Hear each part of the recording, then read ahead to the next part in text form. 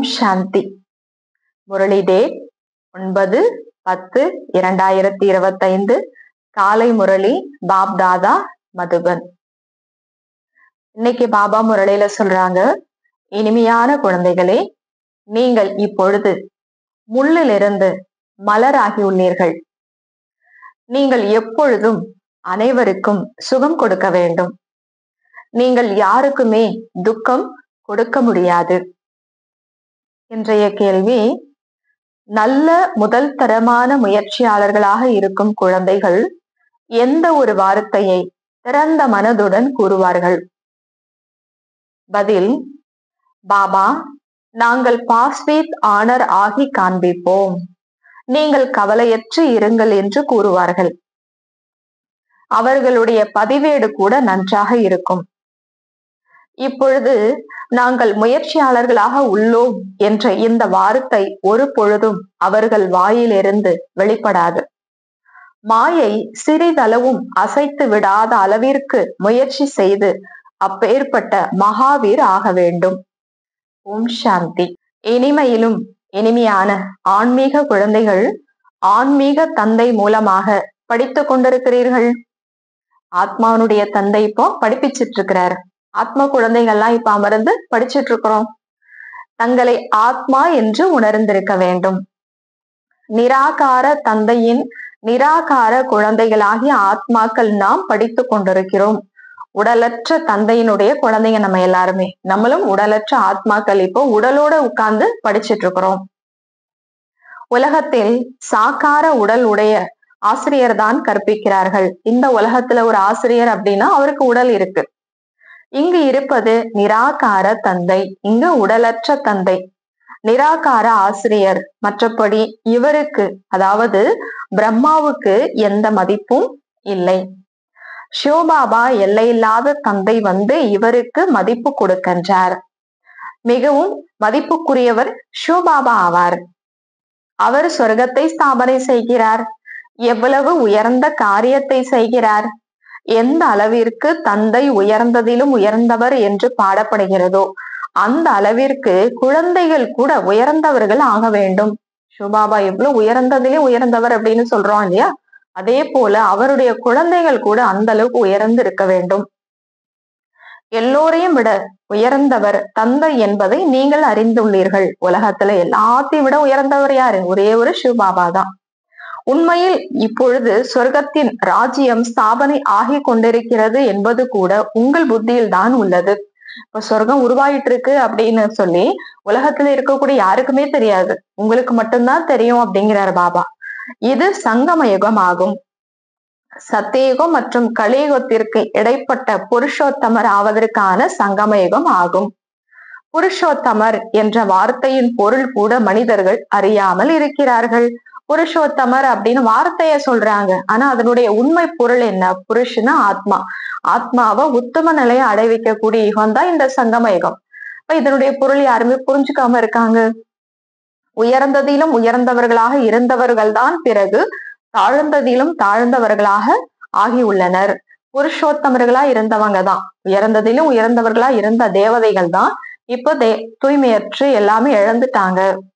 பத்தீத்தர்கள் மற்றும் பாவனமானவர்களுக்கிடையே எவ்வளவு வித்தியாசம் உள்ளது. தேவதைகளின் பூஜாரியாக இருப்பவர்கள் அவர்களே. பூஜைக்குரியவர்கள் தான் தூய்மை இழக்கும் பொழுது பூஜாரிகளா மாறிடுறாங்க. நீங்கள் சர்வ குணங்களும் நிறைந்தவர், உலகத்தின் அதிபதி என்ற வர்ணனை செய்கிறார்கள். நாங்கள் விகார கடலில் மூழ்கி இருப்பவர்கள்.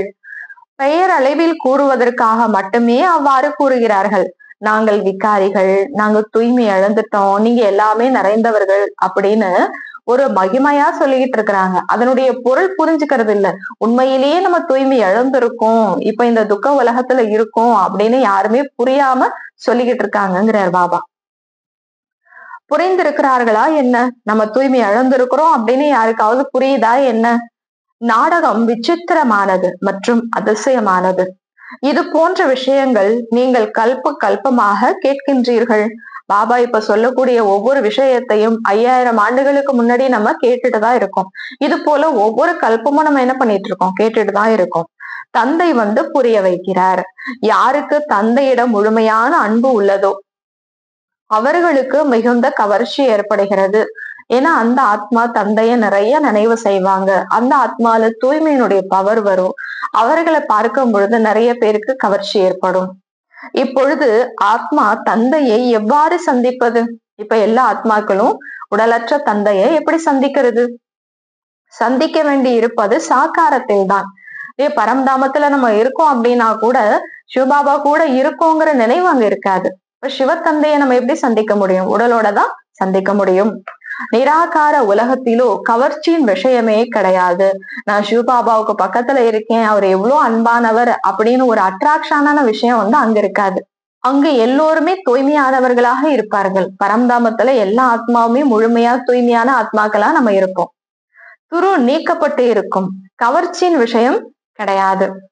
அன்பனுடைய விஷயம் இங்குதான் இருக்கிறது. அப்பேற்பட்ட பாபாவை ஒரேடியாக பிடித்து கொள்ளுங்கள். பாபா, நீங்களும் அற்புதம் செய்கின்றீர்கள். நீங்கள் எங்களுடைய வாழ்க்கையை இது போல ஆக்குகின்றீர்கள். மிகுந்த அன்பு வேண்டும். அன்பு ஏன் இருப்பதில்லை? ஏனெனில் துரு ஏறி உள்ளது. அதனால பாபா பக்கம் நம்ம கவர்ந்து இழுக்கப்படுறதில்லை. நினைவு யாத்திரை இன்றி துரு நீங்குவதில்லை. சிவபாபா நினைவு இல்லாம ஆத்மால இருக்கக்கூடிய பாவத்தினுடைய துரு நீங்கிறது இல்லை. அந்த அளவிற்கு அன்பானவராக ஆவதும் இல்லை. மலர்களாகிய நீங்களும் இங்கேயேதான் மலர் ஆக வேண்டும். சத்தியுகத்துக்கு போய் மலர் ஆகிறேன், பரம்தாமத்துக்கு போய் மலர் ஆகிறேன் அப்படின்லாம் கிடையாது. இங்கேதான் நீங்க மலர் ஆகணும். மலராக ஆக வேண்டும். அப்போதுதான் பின்னர் அங்கு பிறவிதோறும் மலராக ஆகின்றீர்கள். ஒவ்வொரு பிறவியிலும் மலராவே நம்ம இருப்போம் சத்தியுகத்துல. எவ்வளவு குஷி இருக்க வேண்டும். நம்ம இப்ப எப்படிப்பட்ட மலர்களா மாறிட்டு இருக்கிறோம், யாரு நம்மள ஆக்கிட்டு இருக்கிறா அப்படின்னு எவ்வளவு குஷி இருக்கணும். நாம் முள்ளிலிருந்து மலராக ஆகி கொண்டிருக்கிறோம். மலர்கள் எப்பொழுதும் அனைவருக்கும் சுகம் கொடுக்கின்றன. மலர்களை அனைவரும் தங்கள் கண்களில் ஒத்திக்கொள்கிறார்கள். அவற்றிலிருந்து நறுமணத்தை பெறுகிறார்கள். மலர்களிலிருந்து வாசனை திரவியம் தயாரிக்கிறார்கள். ரோஜா மலரிலிருந்து பன்னீர் தயாரிக்கிறார்கள். உங்களை முட்களில் இருந்து மலராக ஆக்குகிறார். அப்படிப்பட்ட உயர்ந்த மலராக சிவத்தந்தை இப்ப நம்மள ஆக்கிட்டு இருக்கிறார்.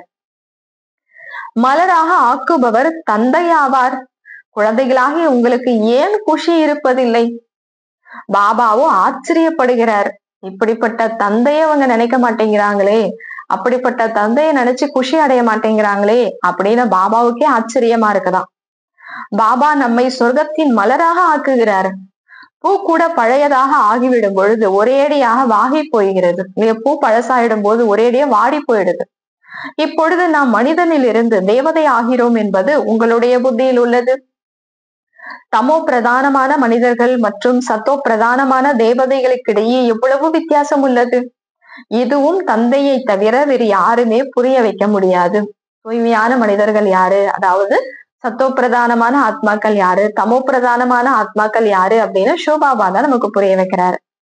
நாம் தேவதையாக ஆவதற்காக படித்துக் கொண்டிருக்கிறோம் என்பதை நீங்கள் அறிந்துள்ளீர்கள். படிப்பில் போதை இருக்கிறதல்லவா? நம்ம எப்படிப்பட்ட உயர்ந்த படிப்பு படிக்கிறோம், தேவதையாக மாற போறோம் இந்த படிப்பின் மூலமா. அந்த போதை இருக்குதானேன்னு கேட்கிறார் பாபா. நாம் பாபா மூலமாக படித்து உலகத்தின் அதிபதி ஆகிறோம் என்பதை நீங்கள் புரிந்துள்ளீர்கள். உங்களுடைய படிப்பு வருங்காலத்திற்கானது. வருங்காலத்திற்கான படிப்பை பற்றி எப்பொழுதாவது கேள்விப்பட்டிருக்கிறீர்களா? இப்படி ஒரு படிப்பு படிக்கிறாங்க அப்படின்னா இந்த பிறவியிலேயே அதற்கான பலனை அனுபவிச்சு முடிச்சுடுறாங்க. அடுத்த பிறவிக்கு அதுக்காக நாங்க படிக்கிறோம் அப்படின்னு எங்கேயாவது ஒரு படிப்பை பார்த்திருக்கீங்களான்னு கேட்கிறாரு. நீங்கள் தான் நாம் புது உலகத்திற்காக புதிய பிறவிக்காக படிக்கிறோம் என்று கூறுவீர்கள். கர்மம், அகர்மம் மற்றும் விகர்மத்தின் இயக்கத்தை பற்றி கூட தந்தை புரிய வைக்கிறார். கர்மானா என்ன, அகர்மானா என்ன, விகர்மம்னா என்ன, இதை பத்தி தெளிவா சிவபாபா தான் நமக்கு புரிய வைக்கிறாரு. கீதையில் கூட இருக்கிறது. இதை பத்தி கீதையில கூட சொல்லப்பட்டிருக்கு. ஆனால் அதனுடைய பொருள் கீதையை வாசிப்பவர்களுக்கு கூட தெரியுமா என்ன அப்படிங்கிறாரு. சத்தியுகத்தில் கர்மம் அக்கர்மம் ஆகிவிடுகிறது. பிறகு ராவண ராஜ்யத்தில் கர்மம் விக்கர்மமாக ஆரம்பிக்கிறது இல்லையா? அக்கர்மான பலனே இல்லாத ஒரு கர்மமாக சத்தியுகத்துல ஆரம்பிக்குது. அதே ராவணனுடைய ராஜ்யத்துல தேக அபிமானத்துல நம்ம செய்யக்கூடிய ஒவ்வொரு செயலுமே என்ன ஆகுது? விக்கர்ம செயலாக, பாவ செயல்களாக ஆரம்பமாகுது என்பதை இப்பொழுது நீங்கள் தந்தை மூலமாக அறிந்துள்ளீர்கள். இதுக்கு முன்னாடி இந்த விஷயங்கள் நமக்கு தெரியாது. சிவபாபா வந்துதான் நமக்கு புரிய வச்சிருக்கிறாரு. 63 பிறவிகள் நீங்கள் இப்பேற்பட்ட கர்மங்களை செய்தபடியே வந்துள்ளீர்கள். 63 பிறவியா துவாபர யுகத்திலிருந்து தேக அபிமானத்துக்கு அடிமையாகி விக்கர்ம செயல், பாவ செயலை தான் நம்ம செஞ்சுட்டு வந்திருக்கிறோம். விக்கர்மங்களின் சுமை தலை மீது நிறைய உள்ளது. எல்லோருமே பாவ ஆத்மாக்களாக ஆகிவிட்டுள்ளார்கள். இப்பொழுது அந்த கடந்த காலத்தின் விக்கர்மங்களை எப்படி நீங்கும்? இப்ப நம்ம ஆத்மால இருக்கக்கூடிய கடந்த காலத்தினுடைய பாவம், 63 பிறவியினுடைய பாவத்தை எப்படி நீக்கிறது? முதலில் சத்தோ பிரதானமாக இருந்தவர்கள் பிறகு 84 பிறவிகள் எடுக்கிறார்கள் என்பதை நீங்கள் அறிந்துள்ளீர்கள். தந்தை நாடகம் பற்றிய அறிமுகத்தை அறிந்துள்ளார். யார் முதலில் வருபவர்களோ, முதலில் யாருடைய ஆட்சி இருக்குமோ அவர்கள்தான் 84 பிறவிகள் எடுப்பார்கள். பிறகு தந்தை ராஜ்ய பாக்கியத்தை அளிப்பார்.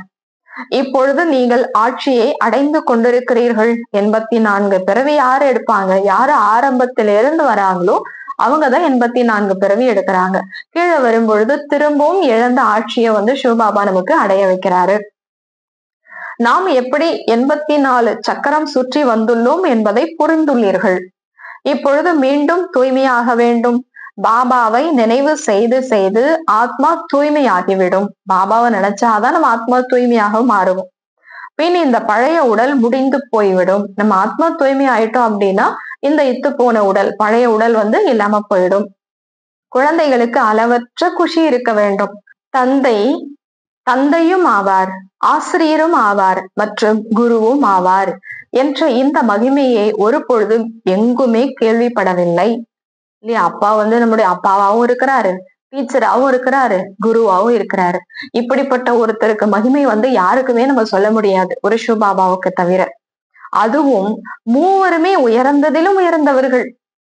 சத்தியமான தந்தை, சத்தியமான ஆசிரியர் மற்றும் சத்தியமான குரு மூவருமே ஒருவர் தான். இப்பொழுது உங்களுக்கு உணர்வு ஏற்படுகிறது. ஞான கடலான பாபா அனைத்து ஆத்மாக்களின் தந்தை ஆவார். உலகத்துல இருக்கக்கூடிய எல்லாருக்குமே தந்தை அவர்தான். அப்படிப்பட்ட தந்தை இப்ப நமக்கு குறிப்பாக முக்கியமாக நமக்கு இப்ப தந்தையா இருக்கிறாரு, டீச்சரா இருக்கிறாரு, குருவா இருக்கிறாரு. அவர் நமக்கு கற்பித்து கொண்டிருக்கிறார், வழிமுறைகளை உருவாக்கி கொண்டிருக்கிறார், நமக்கு டீச்சரா இருக்கிறார், நமக்கு எவ்வளவு உயர்ந்த விஷயத்த சொல்லி கொடுத்துட்டு இருக்கிறாரு. பத்திரிகைகளில் கூட மிக நல்ல குறிப்புகள் வெளிவந்து கொண்டே இருக்கின்றன. வண்ண நிற படங்களுடன் கூடிய பத்திரிகையில் கூட வெளிப்படக்கூடும். எழுத்துக்கள் மட்டும் சிறியதாகி விடுகிறது. படங்கள் அமைக்கப்பட்டுள்ளது. எங்கு வேண்டுமானாலும் யார் வேண்டுமானாலும் அமைக்க முடியும். மேலிருந்து ஆரம்பித்து ஒவ்வொரு படத்தின் காரியம் பற்றி கூட நீங்கள் அறிந்துள்ளீர்கள். இந்த 7 நாள் படத்தினுடைய அந்த செயல்பாடுகள் என்ன, ஒவ்வொரு படத்துல என்னென்ன விளக்கங்கள் இருக்கு அப்படின்னு ஆரம்பத்திலிருந்து இறுதி வரைக்கும் எல்லா படத்தினுடைய விளக்கமும் உங்களுக்கு தெரியுங்கிறார் பாபா. சிவபாபாவுடைய தொழில் பற்றி அவசியம் அறிந்துள்ளீர்கள். சிவபாபாவுடைய செயல் என்ன அப்படிங்கிறது உங்களுக்கு தெரியும். குழந்தைகள் தந்தையினுடைய தொழில் பற்றி அவசியம் தந்தை மூலமாக தான் அறிவார்கள் அல்லவா? நீங்கள் ஒன்றுமே அறியாமல் இருந்தீர்கள்.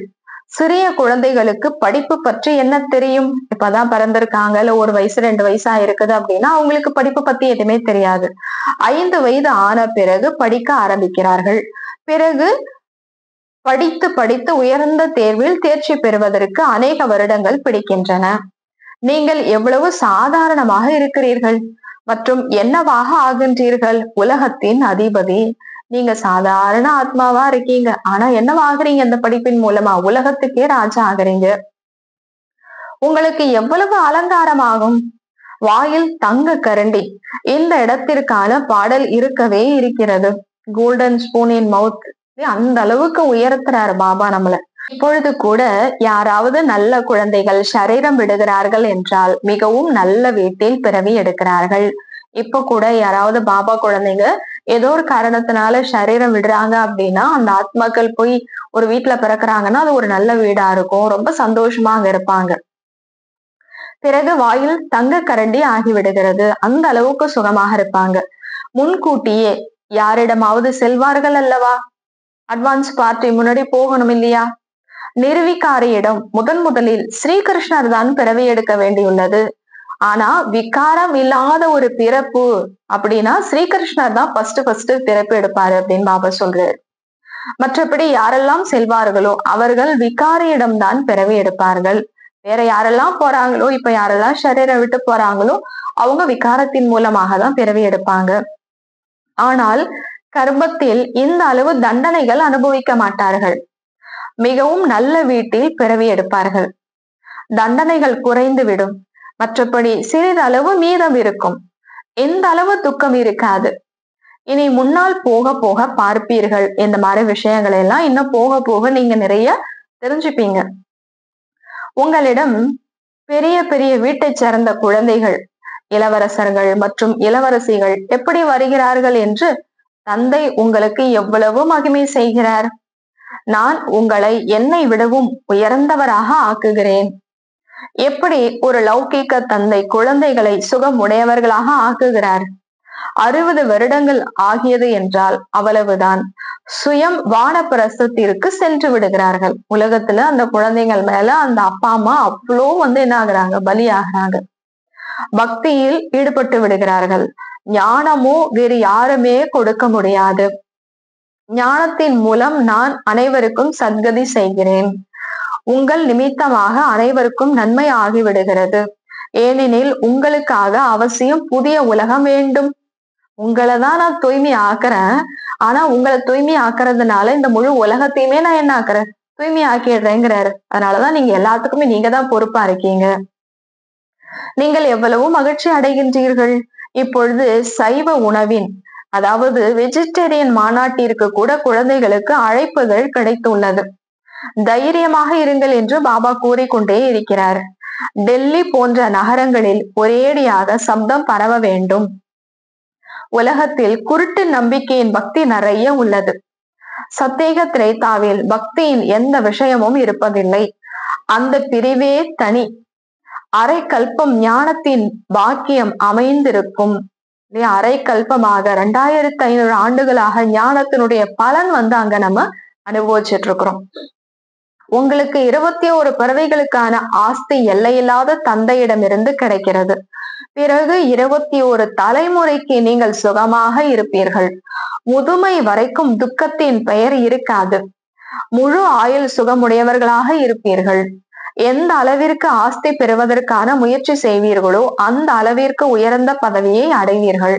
இப்ப எந்த அளவுக்கு நீங்க முயற்சி செய்றீங்களோ அந்த அளவுக்கு நீங்க பலனை அடைய போறீங்க. எனவே முழுமையாக புருஷார்த்தம் முயற்சி செய்ய வேண்டும். வரிசை கிரமமாக மாலை எப்படி அமைகிறது என்பதை நீங்கள் பார்க்கின்றீர்கள்.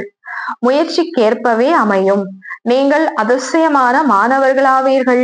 பள்ளிக்கூடத்தில் கூட எல்லைக்கோடு வரைக்கும் குழந்தைகளை ஓட வைக்கிறார்கள் அல்லவா. ஓட்டப்பந்தயத்துல ஒரு எல்லை வச்சிருப்பாங்க.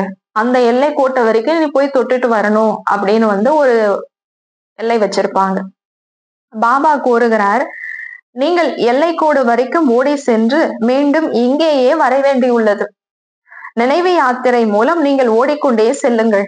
பிறகு நீங்கள் முதல் நம்பரில் வந்து விடுவீர்கள். நினைவு யாத்திரை முக்கியமானது. பாபா நாங்கள் மறந்து விடுகிறோம் என்று கூறுகிறார்கள். அட, தந்தை உங்களை இந்த உலகத்திற்கு அதிபதியாக ஆக்குகிறார். அவரை நீங்கள் மறந்து விடுகின்றீர்கள். புயல்கள் வரும்தான், தந்தை தைரியம் ஊட்டுவார் அல்லவா. கூடவே இது போர்க்களம் என்றும் கூறுகிறார். யுதிஷ்டர் என்று உண்மையில் தந்தைக்கு கூற வேண்டும். அவர் யுத்தத்தை கற்பிக்கிறார். எப்படி நீங்கள் போரிடலாம் என்பதையும் யுதிஷ்டரான தந்தை உங்களுக்கு கற்பிக்கின்றார். இச்சமயம் யுத்த மைதானமாகும் அல்லவா. காமம் மகா எதிரியாகும். அதன் மீது வெற்றி அடைவதன் மூலம் நீங்கள் உலகத்தை வென்றவர்களாக ஆகிவிடுகின்றீர்கள் என்று தந்தை கூறுகிறார். நீங்கள் வாயால் எதுவுமே ஜபிப்பது செய்வது வேண்டாம். மௌனமாக இருக்க வேண்டும். பக்தி மார்க்கத்தில் எவ்வளவு உழைக்கிறார்கள், உள்ளுக்குள் ராம் ராம் என்று ஜபிக்கிறார்கள். அதற்குதான் தீவிர பக்தி என்று கூறப்படுகிறது. பாபா நம்மை தன்னுடைய மாலையின் உடையவராக்கி கொண்டிருக்கிறார் என்பதை நீங்கள் அறிந்துள்ளீர்கள். சிவபாபா நம்ம எல்லாரையுமே தன்னுடைய கழுத்துல மாலையில ஒரு மணியாக ஆக்கிட்டு இருக்கிறார்.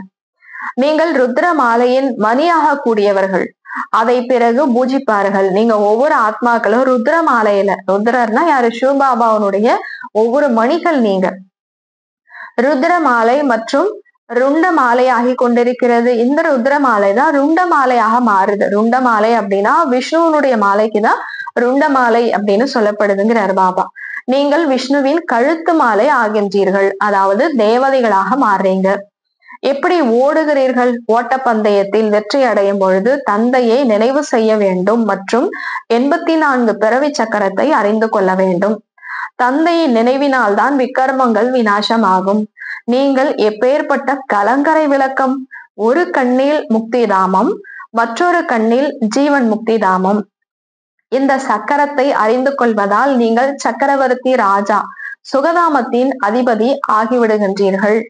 இப்பொழுது ஆத்மாக்களாகிய நாம் நமது வீட்டிற்கு செல்வோம் என்று உங்களுடைய ஆத்மா கூறுகிறது. இப்ப நம்மளுடைய உள்ளம் சொல்லுது இல்லையா, நம்ம எல்லாருமே இப்ப நம்ம வீட்டுக்கு போறோம். வீட்டை நினைவு செய்து செய்து சென்று விடுவீர்கள். அந்த வீட்டுக்கு போகணும்னா போறதுக்கு முன்னாடியே அந்த வீட்டினுடைய நினைவு நிறைய இருக்கணும். இது நினைவு யாத்திரை ஆகும். உங்களது யாத்திரையை பாருங்கள், எவ்வளவு முதல் தரமானது. உலகத்துல நிறைய யாத்திரா செய்யறாங்க. அவர் சொல்றாரு, உங்களுடைய யாத்திரா பாருங்க எவ்வளவு ஃபர்ஸ்ட் கிளாஸ் ஆன யாத்திரா. நாம் இவ்வாறு அமர்ந்தபடியே பார்க்கடலில் செல்வோம் என்பதை அறிந்துள்ளீர்கள். பார்க்கடல் இப்பொழுது இல்லை. யார் குளத்தை அமைத்தார்களோ அவசியம் அதில் அவர்கள் பாலை ஊற்றி இருப்பார்கள். பார்க்கடல், பால்கடல் அப்படின்னு இப்ப கிடையாது. உலகத்துல பார்க்கடல் அப்படின்னு உருவாக்கி இருக்கிறாங்க. அப்படின்னா பாபா சொல்றாரு, யாராவது அதுல பாலை கொஞ்சம் ஊத்தி இருப்பாங்க. தண்ணியில பாலை ஊத்துனா எல்லாமே என்ன ஆகும்? வெள்ளையா இருக்கும் இல்லையா? அப்ப அதை பார்க்கடல் அப்படின்னு வச்சிருக்கிறாங்க. யாராவது பால் ஊத்தி இருப்பாங்கிறாரு. முன்பெல்லாம் பால் மிகவும் மலிவாக இருந்தது. ஏன்னா அந்த காலத்துல எல்லாம் பால் ரொம்ப கம்மியான விலையில இருந்ததுன்னு சொல்றாங்க. ஒரு பைசாவிற்கு செம்பு நிரம்பி எடுத்து வருவார்கள். ஒரு பைசாவுக்கு மிகப்பெரிய ஒரு சொம்பு நிறைய எடுத்துட்டு வருவாங்களாம். பின் ஏன் குளம் நிரம்பி இருக்காது? அப்ப அப்படி இருக்கும்போது ஏன் குளத்துல அவங்க பால் ஊத்தி இருக்க மாட்டாங்க? இப்பொழுது பால் எங்க இருக்கிறது? ஆனா இந்த காலத்துல பால் அந்த அளவுக்கு எங்க இருக்கு? தண்ணீரே தண்ணீராகிவிட்டுள்ளது. பாபா நேபாளத்தில் பார்த்திருக்கிறார். மிகப்பெரிய விஷ்ணுவின் படம் உள்ளது. கரு நீளமாகவே அமைத்துள்ளார்கள். இப்பொழுது நீங்கள் நினைவு யாத்திரை மூலமாகவும் மற்றும் சுயதர்ஷ சக்கரத்தை சுற்றுவதாலவும் விஷ்ணுபுரிக்கு அதிபதியாகி கொண்டிருக்கிறீர்கள். ஆத்மாவுடைய தாழ்ந்த தன்மை விடுபட்டு போய்விடும். பாபா தினமும் புரிய வைத்துக் கொண்டிருக்கிறார். போதை ஏற வேண்டும், அவ்வளோ நஷா இருக்கணும். பாபா முயற்சி செய்து கொண்டிருக்கிறோம் என்று கூறுகிறார்கள். அட பாபா, நாங்கள் பாஸ்வித் ஆனராகி காண்பிப்போம், நீங்கள் கவலைப்படாதிருங்கள் என்று திறந்த மனதுடன் கூறுங்களேன். பாபா, நாங்க முயற்சி செய்துட்டு இருக்கிறோம் அப்படின்னு நீங்க சொல்றீங்க. பாபா சொல்றாரு, ஏன் நாங்க பாஸ்வித்தானரா மாறி காட்டுவோம் பாபா, நீங்க கவலைப்படாம இருங்க அப்படின்னு பரந்த மனசோட கொஞ்சம் சொல்லுங்களே அப்படிங்கிறார் பாபா. நல்ல முறையில் படிக்கக்கூடிய முதல் தரமான குழந்தைகளின் கணக்கு கூட நன்றாக இருக்கும். பாபா, நீங்கள் கவலையற்று இருங்கள், நாங்கள் இது போல் ஆகி காண்பிப்போம் என்று பாபாவிடம் கூற வேண்டும். இது போல நாங்க லட்சுமி நாராயணரா மாறி காட்டுவோம், நீங்க கவலைப்படாதீங்க பாபா அப்படின்னு சொல்லுங்க. பாபா கூட அறிந்துள்ளார் அல்லவா, நிறைய ஆசிரியர்கள் மிகவும் முதல் தரமானவர்களாக இருக்கிறார்கள். எல்லோருமே ஃபர்ஸ்ட் கிளாஸில் வர முடியாது. மிக நல்ல ஆசிரியர்கள் ஒருவர் மற்றவரை அறிந்திருப்பார்கள். எல்லோருமே மகாரதிகளின் வரிசையில் வர முடியுமா? பாபாவுக்கு தெரியும். இருந்தாலும் என்ன பண்ண சொல்றாரு? முயற்சி செய்யுங்க. நல்ல மிகப்பெரிய சென்டர்கள் திறக்கிறீர்கள் என்றால் மிகப்பெரிய மனிதர்கள் வருவார்கள். முந்தைய கல்பத்தில் கூட உண்டி நிரம்பி இருந்தது. செல்வம் நிறைந்த பாபா அவசியம் உண்டியை நிரப்புவார். பாபா உண்டியை நிரப்புவாரு, கவலைப்படாதீங்க. ஆனா நீங்க செய்யக்கூடிய சேவையை செஞ்சுக்கிட்டே இருங்க. 2 தந்தைகளுமே குழந்தை குட்டி உடையவர்கள். பிரஜாபிதா பிரம்மாவிற்கு எத்தனை குழந்தைகள் இருக்கிறார்கள்? ஒரு சிலர் ஏழைகள், மற்றொரு சிலர் சாதாரணமானவர்கள், வேறு சிலர் செல்வந்தர்கள். முந்தைய கல்பத்தில் கூட இவர் மூலமாக ராஜ்யம் ஸ்தாபனை ஆகியிருந்தது. இதற்கு தெய்வீக ராஜஸ்தான் என்று கூறப்பட்டுள்ளது. இப்பொழுது அசுர ராஜஸ்தானம் ஆகும். முழு உலகத்தில் தெய்வீக ராஜஸ்தானம் இருந்தது. இத்தனை கண்டங்கள் இருக்கவில்லை. அதே டெல்லி யமுனாவின் கரையோரமாக இருந்தது. சத்தியகுத்திலையும் டெல்லி தான் இருந்தது, ஆனா அது யமுனை நதி ஓரமாக இருந்தது. அதற்கு பரிஸ்தான் என்று கூறப்படுகிறது.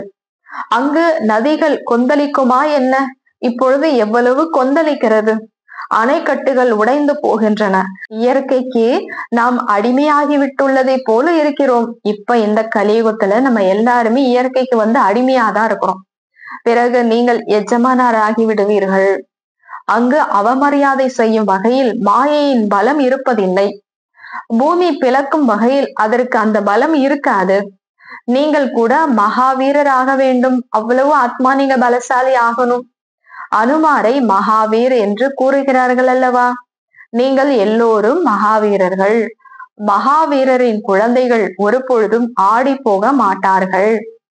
மகாவீரன் மற்றும் மகா வீராங்கனையின் கோவில் அமைக்கப்பட்டுள்ளது. மகாவீர் மற்றும் மகா வீராங்கனையின் கோவில் உருவாக்கி இருக்கிறாங்க. எல்லோருடைய படங்களையும் வைப்பார்களா என்ன? அதுல இங்க இருக்கக்கூடிய இத்தனை லட்சம் இத்தனை கோடி ஆத்மாக்களுடைய எக்ஸாம்பிள் படம் வைக்க மாட்டாங்க. ஒரு மாதிரி மாடல் அமைக்கப்பட்டுள்ளது.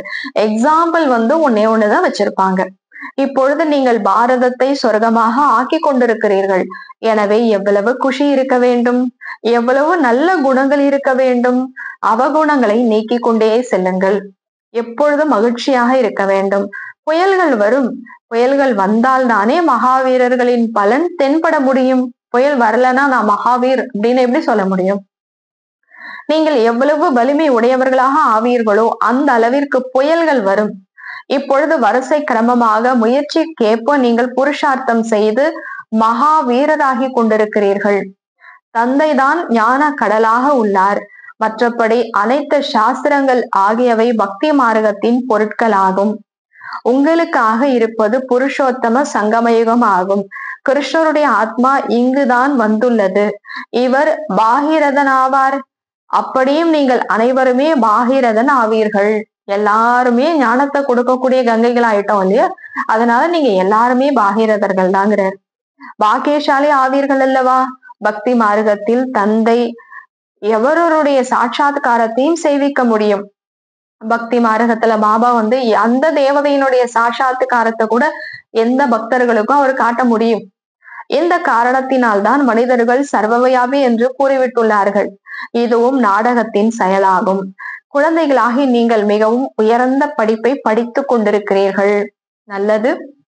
இனிமையிலும் இனிமையான காணாமல் போய் வெகு காலம் கழித்து கண்டெடுக்கப்பட்ட குழந்தைகளுக்கு தாய் தந்தை பாப் தாதாவின் அன்பு நினைவுகள் மற்றும் காலை வணக்கம். ஆன்மீக குழந்தைகளுக்கு ஆன்மீக தந்தையின் நமஸ்காரம். ஆன்மீக தந்தைக்கு ஆன்மீக குழந்தைகளின் நமஸ்காரம். நன்றி பாபா. தேங்க்ஸ் பாபா. தாரணைக்கான முக்கிய சாரம். நடைமுறை செய்வதற்காக முரளியிலிருந்து முக்கியமான 2 பாயிண்ட்ஸ். முதலாவது, ஆத்மாவில் ஏறி இருக்கும் துருவை நினைவு யாத்திரையின் மூலம் நீக்கி மிகவும் அழகானவராக வேண்டும். தந்தையின் கவர்ச்சி எப்பொழுதும் இருக்கும் வகையில் அன்பு இருக்க வேண்டும். இரண்டாவது, மாயையின் புயல்களுக்கு பயப்படக்கூடாது. மகாவீரராக வேண்டும். தங்களது அவகுணங்களை நீக்கிக் கொண்டே போக வேண்டும். எப்பொழுதும் மகிழ்ச்சியாக இருக்க வேண்டும். ஒரு பொழுதும் ஆடி போக கூடாது. வரதானம். தூய்மையான எண்ணங்களின் சக்தியை சேமிப்பதன் மூலம் மனசா சேவையின் சகஜமான அனுபவி ஆகுக. தூய்மையான எண்ணங்களின் சக்தியை சேமிப்பதன் மூலம் மனசா சேவையின் சகஜமான அனுபவி ஆகுக. உள்முகமாகி தூய்மையான எண்ணங்களுடைய சக்தியை சேமிப்பு செய்யுங்கள். இந்த தூய்மையான எண்ணத்தின் சக்தி உங்களுடைய வீணான எண்ணங்களை எளிதில் அழித்துவிடும். மேலும் இந்த சக்தியின் மூலம் மற்றவர்களையும் சுப பாவனா சுப காமனாவின் சொரூபமாக மாற்ற முடியும். அதாவது நல்ல எண்ணம் மற்றும் நல்ல ஆசிகள் நிறைந்தவர்களாக மாற்ற முடியும். தூய்மையான எண்ணங்களின் இருப்பை சேகரிக்க முரளியின் ஒவ்வொரு கருத்தையும் ஒவ்வொரு பாயிண்டையும் கேட்பதோடு அதை ஒவ்வொரு தருணத்திலும் சக்தியின் வடிவத்தில் பயன்படுத்துங்கள். நமக்குள்ளார சுத்த எண்ணங்கள் எதனுடைய ஆதாரத்துல சேமிப்பாகுது? முரளியில சொல்லக்கூடிய ஒவ்வொரு பாயிண்ட்ஸனுடைய ஆதாரத்துல சுத்தமாகுது. எவ்வளவு தூய்மையான எண்ணங்களின் சக்தியை சேமிக்கின்றீர்களோ அவ்வளவு மனசா சேவையின் சகஜமான அனுபவத்தை பெறுகின்றீர்கள். ஸ்லோகன்: மனதிலிருந்து பொறாமை மற்றும் வெறுப்பிற்கு நிரந்தரமாக விடை கொடுத்து விடுங்கள், அப்போது வெற்றி கிடைக்கும். மனதிலிருந்து பொறாமை மற்றும் வெறுப்பிற்கு நிரந்தரமாக விடை கொடுத்து விடுங்கள், அப்போது வெற்றி கிடைக்கும். நல்லது. ஓம் சாந்தி.